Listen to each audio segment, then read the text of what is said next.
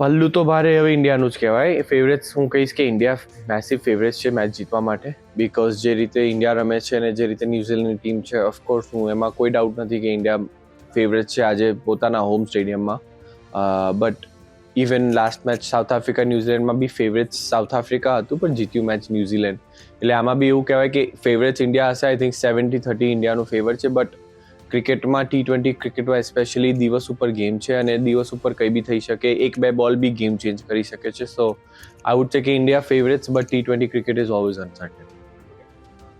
ન્યુઝીલેન્ડની team always એક team હોય છે જે અંડર રેટેડ હોય છે, બટ એમનું પ્રેપરેશન ને એક્ઝિક્યુશન બહુ હાઈ હોય છે.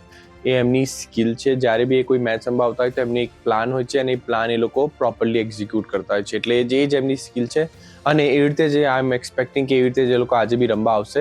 એટલે ઇન્ડિયાની જે સ્કિલ છે એ એમની એક્ઝિક્યુશન ને પ્રેપરેશનને હરાવવી પડશે આજે.